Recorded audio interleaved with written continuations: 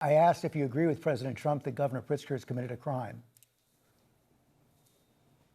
Well, I think that Governor Pritzker has allowed a lot of people to be killed in the city of Chicago and elsewhere, George. I think that it's disgraceful, and I think that he absolutely should suffer some consequences for the fact that there are thousands of innocent Chicagoans who are dead because he failed to do his job. It's really a yes or no question. Do you believe he's committed a crime?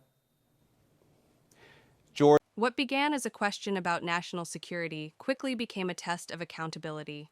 George Stephanopoulos pressed for clarity, a yes or no, while JD Vance dodged, deflected, and spun the conversation into chaos. 200 U.S. troops are being sent to Israel to monitor the agreement. What exactly will they be doing? Will they actually go into Gaza?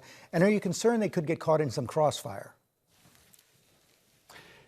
George, so that story is actually misreported. We already have troops at Central Command. We've had them for decades in this country. They are going to monitor the terms of the ceasefire. And that's everything from ensuring that the Israeli troops are at the agreed upon line, ensuring that Hamas is not attacking innocent Israelis, doing everything that they can to ensure the peace that we've created actually sustains and endures. But the idea that we're going to have troops on the ground in Gaza, in Israel, that is not our intention. That is not our plan. There was a bit of a misreporting there, but we are going to monitor this peace to ensure that it endures. The other piece of good news that's been underreported, I think, George, is that Indonesia and a number of other majority Muslim states, they've actually offered to send ground troops to Gaza to ensure the necessary peacekeeping takes place. That's not something the United States is going to be expected to do. That's something the Muslim world is going to step up and do. And that, again, is because of the Trump administration's diplomacy.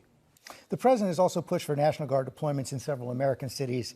As you know, that's been questioned by several federal judges, including Trump appointees. Also, the Republican governor of Oklahoma and chairman of the National Governors Association, Kevin Stitt. Here's what Governor Stitt said. "We believe in the federalist system that's states' rights. Oklahomans would lose their mind if Pritzker and Illinois sent troops down to Oklahoma during the Biden administration." How do you respond to Governor Stitt? Well, I'd say to Governor Stitt, you have to look at what's happening on the ground in Chicago. And the reason why Illinois is a different case from Chicago is because Chicago has been given over to lawlessness and gangs for too long, George. If you look at the murder rates in Chicago, the violent crime rates, you have women who have young families. They're terrified their kids are going to get killed in a drive-by shooting. We have accepted this for far too long in the United States of America and some of our biggest cities. And Chicago, unfortunately, is the worst. It's a beautiful city. It's got great people. We know the gross majority of the violent crime in that city is committed by a very tiny fraction of the population. Why shouldn't federal troops empower the people in Chicago to live safe lives when the governor and the local mayor just simply refuse to do their job? But as you know, a federal judge, a U.S. district judge, has blocked the effort to deploy troops in Chicago. And it was Judge Perry, and she actually said that a lot of these claims that were made, especially in the court filings, lack credibility. Well, George, we're obviously going to litigate this as much as we can. We think that we have the authority to provide proper safety to our citizens all over the United States, but particularly in Chicago. But I think for any federal judge or anybody else to look at the situation and say, is it tolerable?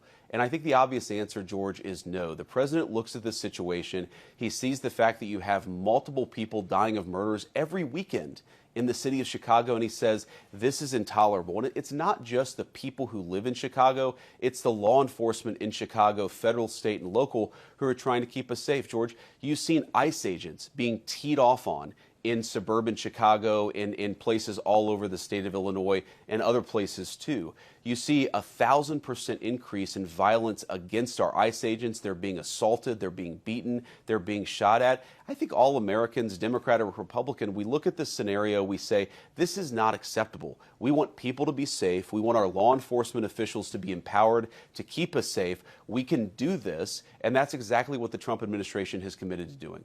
Governor Pritzker is our next guest. President Trump has said that he should be in jail. Do you think Governor Pritzker has committed a crime? Well, I think Governor Pritzker has certainly failed to keep the people of Illinois safe. And it's interesting to me, Governor Pritzker will talk a lot, I'm sure, about how bad Donald Trump is, about how bad I am, and about how bad the administration is. He is the governor of a state that where its biggest city has murder rates that rival the most violent places in the third world, George. Why is he so mad at Donald Trump for trying to keep Chicagoans safe? He should be mad at the criminals that he has failed to keep at bay. We're trying to help him, and we're trying to help the residents of his biggest city. I wish that he would let us, because he certainly isn't doing the job himself. I asked if you agree with President Trump that Governor Pritzker has committed a crime. Well, I think that Governor Pritzker has allowed a lot of people to be killed in the city of Chicago and elsewhere, George. I think that it's disgraceful, and I think that he absolutely should suffer some consequences for the fact that there are thousands of innocent Chicagoans who are dead because he failed to do his job. It's really a yes or no question. Do you believe he's committed a crime? George, you're going to keep on asking this question. I'm going to keep on telling you that Governor Pritzker has failed to do his job. He should suffer some consequences. Whether he's violated a crime, ultimately, I would leave to the courts, but I certainly think that he has violated his fundamental oath of office. That seems pretty criminal to me. I'd leave it to a judge and jury to decide whether he's actually violated the crime.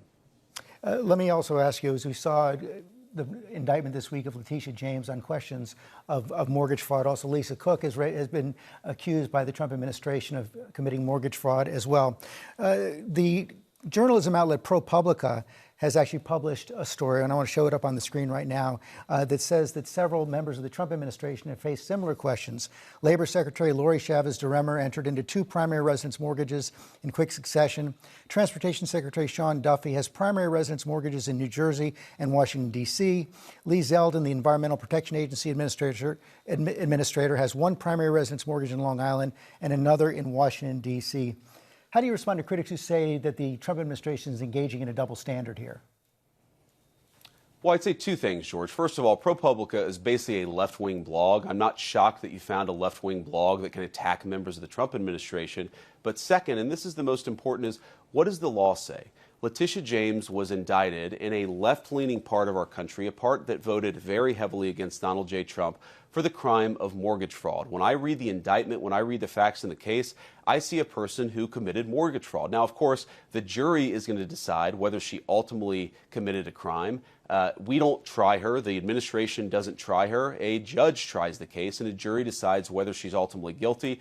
That is what is going to determine whether she goes to prison. I think we let the facts drive this, and George, that's what we've tried to do in the administration's Department of Justice. We've asked ourselves, has a person violated the law? And if that person has violated the law, then we decide to prosecute him. That's what the Department of Justice should do. It didn't do that under Joe Biden's administration. It does under Donald Trump's. On the facts, do you dispute the facts that ProPublica reported?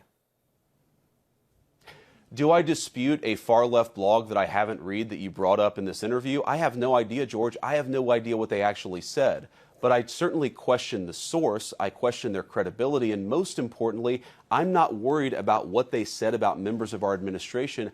I ask the question, what does the law say? And if the law says that you engage in mortgage fraud, and a local prosecutor, a local grand jury, and finally a jury convicts you of that crime, then that is how the justice system is meant to work in the United States of America. The White House border czar Tom Homan was recorded on an FBI surveillance tape in September 2024, accepting $50,000 in cash. Did he keep that money or give it back? George, you've covered the story ad nauseum. Tom Homan did not take a bribe. It's a ridiculous smear. And the reason you got This interview was not about a specific topic. It was about trustworthiness. JD Vance's claim that the United States has no intention of deploying troops in Gaza rings hollow when compared to his eagerness to deploy them in American communities. His statements reveal a pattern. Criticize government overreach when it occurs abroad, but support it when it is politically convenient. George Stephanopoulos did what good journalists do. He refused to accept vagueness as an answer. By continuously probing for specifics, he exposed Vance's worldview's contradictions, using national security to justify one action and executive power to excuse another. When facts became uncomfortable, Vance shifted to talking points, citing crime in Chicago, left-wing media, and a slew of complaints to distract from his own evasions. Stephanopoulos exemplified what true accountability looks like: patience under pressure and precision over partisanship. Vance's rhetoric may gratify devoted followers, but it crumbles under investigation. The fact is simple. Policy based on rage and deflection cannot generate trust, and in this interview, Vance's calm insistence on answers from a journalist was more powerful than all of his soundbites put together.